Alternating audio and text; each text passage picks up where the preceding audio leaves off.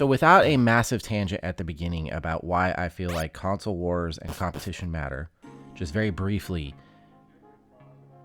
you want these brands competing for your dollar against each other. And when you don't have that, you have the Switch 2.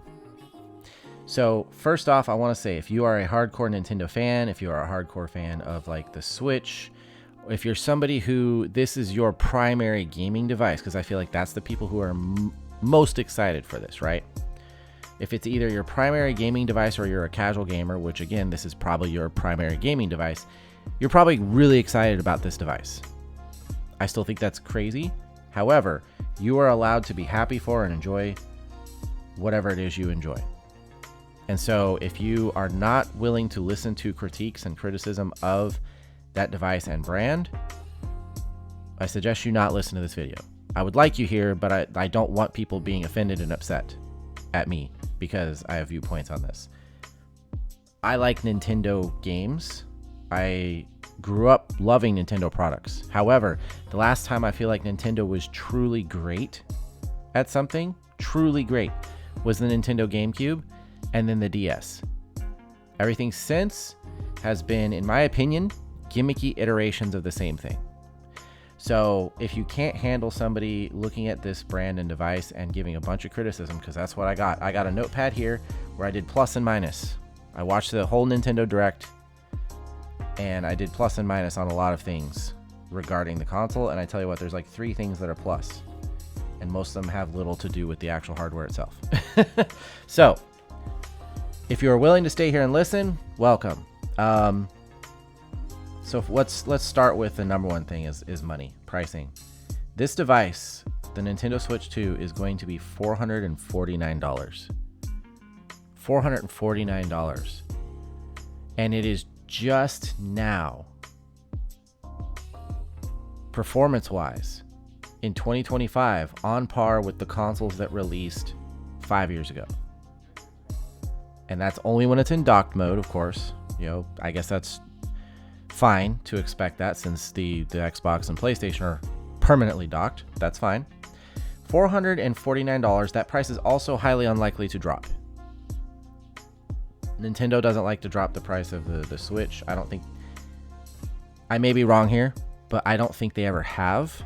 Like the Switch Lite, when you go into stores, is still full price, and when you go look at used ones, they're only like $10 to $20 cheaper. It is crazy to me, that market. The original Switch, the price was $300.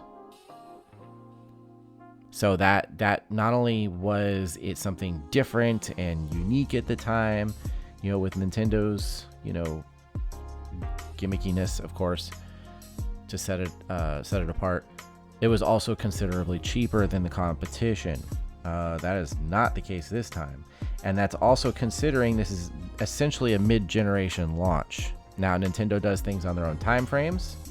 However, probably in a couple of years, you're about to have a brand new Xbox console and potentially a next generation PlayStation console that are going to be probably in this price range, $500 or so. That's what they launched this last one, and will considerably, I would expect, leapfrog the Nintendo Switch 2 in performance. And that's the other thing. I'm sorry, to me, what I see is the performance of a smartphone. Like, yes, technically, when the console is docked, it can play at 4K, up to 4K, up to 120 frames per second. Now, of course, that has to be a compatible game, and of course, that usually is going to be a game that's like less impressive graphically or feature-wise in some way that you're going to see that kind of performance. Now, I would hope that first-party like Mario titles and crap like that would be at that range. So good for them. But again, what are we seeing here? Like, you watch the Direct, you watch the games. There's not a single game that I saw that was a Nintendo game that they're also potentially going to charge $80 for, by the way. The Mario Kart Horizon, or that's basically what it is, Mario Kart World, but I call it Mario Kart Horizon because that is a cool thing, right? That's one of the pluses I gave it. But anyways, that game is going to be $80. $80. And I'm sorry, when you look at the features and presentation and graphical nature of that game, I don't know what you're paying $80 for. But that is a game I would hope and expect to play at 4K 120 because, again, it looks like a smartphone game. Like that's the thing. Almost all these games, the graphical level and performance level of them, we have smartphones that can do this stuff, and yet you're paying $450 for a console to do it in docked mode. In handheld mode, when you remove the Switch and play it handheld, it's going to be up to 1080p 60 FPS, if I remember right. It might have been 4K. I thought it was 1080p. But either way, that's one of the things that blows my mind with this. This device, we have smartphones that can do this level of performance for games that look like they do on this. Now, does it open it up to better third-party support? Yes. But still, I guarantee that your third-party games are going to they're not going to look and perform as well as they will on consoles like the Xbox Series X or the PS5, PS5 Pro. Definitely not as well as they will on PC, but most Nintendo gamers don't care about that. So you've got your typical gimmicky features. You've got the little waggle controllers that remove. They did some interesting stuff with that. The hardware, the device itself is definitely improved in some ways. You have the magnetic lock, which is apparently very solid, a magnetic lock for the Joy-Cons instead of the weird little way it connected before where it like slid on and it was like it would break and it wasn't very structurally sound. So you have that, which is good, and it has like a little lever to detach it. So that's good. But they did some kind of mouse feature. So kind of similar to how the old Wii nunchucks worked, in fact, except for completely wireless and I would assume more accurate and consistent. But the nunchucks for the Wii, you had the controller side that acted as like a pointer, and you had your buttons and your trigger on there, and then you had the other side, the dongle that attached to it that was like your thumbstick and bumper trigger thing. And so you could move a character around and then point at the screen with the other one. And essentially it looks like that, but better, right? Of course, that's the other thing I want to mention is how much are you actually going to use that and enjoy it? Now, again, somebody will, and probably, I guess, Nintendo Switch gamers are more into this thing. But they, for instance, showed off Metroid Prime 4. That could be cool. They have a Pro controller that looks really good. Very much like an Xbox controller, so they get that right. Ergonomic, proper button layouts, thumbstick layouts, all that. However, as always, everybody has like not thumbsticks. Everybody has like faux triggers. Like, I swear Xbox is still the only one that has like actual analog triggers that feel like and operate like a trigger. Anyways,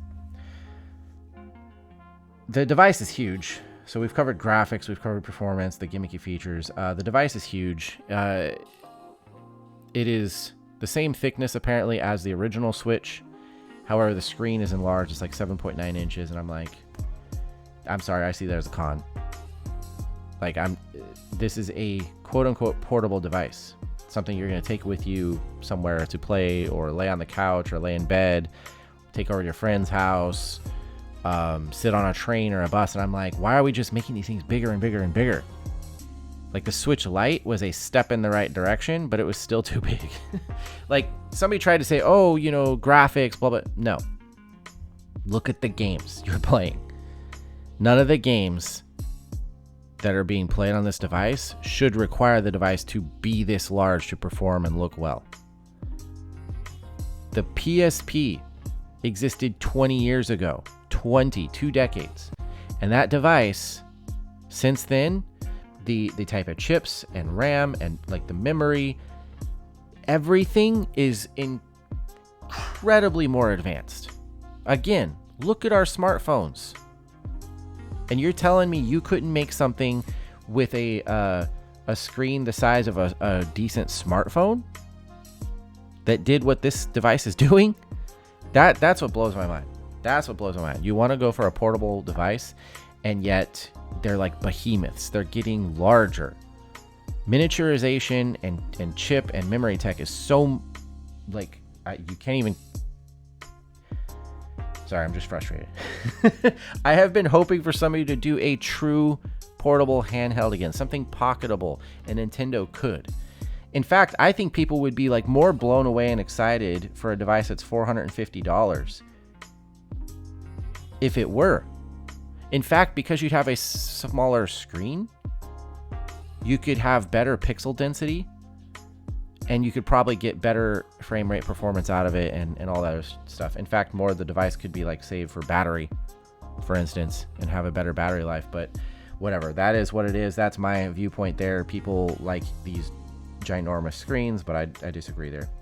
21st century online features. I'm going to give them a plus there, but it's also kind of sarcastic. It's snarky. It's like a backhanded compliment. 21st century online features. Welcome to 2005, Nintendo. They finally have true party chats and online capabilities that, I'm sorry, you again, you'd only be excited for this as somebody who only plays, or like as a primary Nintendo gamer, because since the Xbox 360, hell, technically since the original Xbox and PS2, you've had some of these features, but they really fleshed them out during the Xbox 360 and then later the PS3. So it's like, I'm sorry, Nintendo has become the Apple of gaming. They can make whatever they want, charge exorbitant prices, and be behind the curve on everything. Literally everything. And get away with it because of their dedicated fans and the brand recognition, the name. I will give Nintendo this. Their devices are much, much, much, much higher quality. That's the one thing they have. They're high quality devices. So, recycled releases. Almost everything I've seen. I mean, obviously there's going to be a lot more games, but there's a lot of it that's literally just, oh, look, Nintendo can finally run things, so we're going to make games that have been out for 5-6 years available on Nintendo. So again, good for those who have only played Nintendo all these years, but really? Like, I'm not trying to go play Cyberpunk on an inferior device for $450. I'll just play it on my Xbox. The next gen upgrade fee. So this is something I find interesting on that subject. Games that you purchase for Nintendo Switch that are also going to be Switch 2 upgraded, essentially. Kind of like when you have a PlayStation or Xbox game that has the better version on the current generation device because it was already on Xbox One or PS4. The difference here is, and honestly, I think Sony handles it the same way. On Xbox, if it was an in-house game, a game that Xbox published and made, they had something called, I believe this was what was called Smart Delivery. If you bought that game for Xbox One, and then they did some sort of upgrade to it for Series X or Series S, the upgrade was free. If suddenly your Halo game or your Forza game or whatever the heck it was, whatever exclusive game, if it suddenly got some sort of a next generation update, and you already own that game, free. You get that update. So the fact that on Nintendo Switch 2, you have to pay an upgrade fee, and I don't even care if it's $5. The fact that you have to pay for it, to me, is ridiculous. You're already buying that console and hardware, and you own that game. Sure, you can continue to play the old version, but why would you not just give people that upgrade for free? That's just more incentive to keep people in your ecosystem. So there's that, the next gen upgrade fee. Also, similar subject there, you have the Nintendo Switch Online, which this has been a problem I've had for the entire time it's existed. They're adding GameCube to that. So that's the plus side. Fantastic. GameCube, best Nintendo console, best Nintendo non-handheld console. So, not Game Boy or DS or whatever. So the GameCube library, they're bringing some of that to Nintendo Switch Online. The minus I have for that is that it's on Nintendo Switch Online, and Nintendo Switch Online is a ripoff. $49.99 a year to get the expansion pack, and that gives you access to these different libraries of games. Sega classics like Sega Genesis, I believe, Game Boy, NES, Super Nintendo, and that sort of thing, and now GameCube. That sounds really cool, except for the fact that you have no way to purchase these games separate of that online pass. So people being excited for Pokemon Red and Blue or something like that finally coming to Nintendo Switch, like they begged for years because they removed the store. Again, another thing, and I know that Sony does this fairly well, but as an Xbox player, I know up and down how it all works. Xbox does this exponentially better than everybody else, but I'll get to that detail in a moment. The GameCube, for instance, release, you will only be able to play those games if you have the Nintendo Switch Online membership.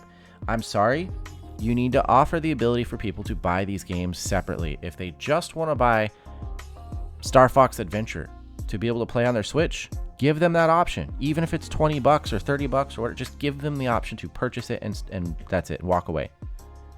Or Pokemon Red, Blue, etc. Those games were on the Nintendo DS eShop. I own them on my 3DS. And they were like $10 a piece, which was fantastic. You want to fight emulation? That's the way to do it. But you put it behind this annual paywall or monthly paywall, depending on how you pay for it. And they can't even own the game. I'm sorry, that's ridiculous. You should be able to own a Nintendo Switch or whatever and buy a Pokemon game, buy a Mario game, a GameCube game, etc. And just own it. Have it on your device and not need an internet connection or subscription connection. The way this is handled on Xbox, if it's on Game Pass, you can buy it. Like, you can have a Game Pass subscription, but you can also go purchase a game, and usually it's discounted as well because you have the Game Pass subscription. And then on top of that, backwards compatibility with the store. So basically any game, not just Xbox published games, but any game that was a digital purchase, that was a digital in the digital store of the Xbox One, playable on Series. I believe PlayStation is similar, if not the same, but I know that for sure. Every single game that I ever purchased digitally on the Xbox One, I still have and can play natively on Series consoles. So I have the Game Pass subscription, and I know I can go purchase games from that if they're going to be removed, or if I want to buy it and then not have Game Pass. Not only that, but it actually goes all the way back to a whole bunch of Xbox 360, like a lot of Xbox 360 things that were digital. Same thing. They are playable now. If they were on the store for Xbox One, they're playable now. That means any game that was made backwards compatible on Xbox One from 360, which was hundreds and hundreds of games, and any original Xbox game that was part of that as well, is all the way to now playable on the Series consoles. Nintendo, of course, is the worst at this, and then they wonder why people emulate their games. I am not an advocate of stealing, but that is what it is. The game price thing, I already covered that. Apparently up to $80. That is insane. That is just insane to me. And then, so the pluses I do have, besides the snarky one with the online features, Mario Kart Horizon looks fantastic. Great idea. Great concept. However, $80. Metroid Prime 4 looks fantastic. However, I'm expecting that I would assume that's also going to be $80. That's crazy to me. And that's going to be one of those ones dealing with that whole next-gen upgrade fee, because it's going to be available both on Switch and Switch 2. So if you don't have a Switch 2 yet and you're like, well, I want to play Metroid Prime 4 when it comes out, you buy it for your Switch, and then down the road you're like, oh, I got a Switch 2. Well, you're going to have to pay that upgrade fee along with buying a $450 Switch. With the Nintendo Switch Online thing, the fact that they're bringing GameCube, awesome. The fact that they are making a first-party GameCube controller for Nintendo Switch, that is awesome. Wireless, has a USB-C plug-in, has all the modern features, but it is a GameCube controller and it is first-party. Fantastic. However, you can only purchase it with a Nintendo Switch Online membership. What the hell is that? I don't understand Nintendo, but at the same time I do. This is exactly what happens. Sorry, I'm moving my notepad around. This is exactly what happens when you do not have console wars, as you know, quote unquote console wars, when you do not have a competitive marketplace. There was a time when you had 5-6 console makers. There was a time in like the year 2000, 2001 where technically at E3 you had Sega Dreamcast, PlayStation, Xbox, and Nintendo. And then you had the big three for the longest time. And you know what? It ended up being more innovative. You had better, more fun games. You had better marketing. You had price control. because you had to compete with everybody else in some way, shape, or form. Like Xbox, for instance, say you didn't have the best games, you had to have better pricing or like a better service or something, right? If you had the best games and a massive library, well, cool, you were providing that to the consumer, but you still had to compete in other ways. So we've kind of lost that, and I'm sorry. I think that Nintendo has become the Apple of gaming. There's very little actual innovation occurring. The product that is being offered, while in some ways may be cool, like the games, Mario Kart Horizon, Metroid Prime 4, these other things, they may be pretty cool, but the prices out of hand, the presentation and services, not that great. And where are you going to play it? On a $450 Nintendo Switch that, is really only a bit above a modern smartphone when it comes to performance and form factor.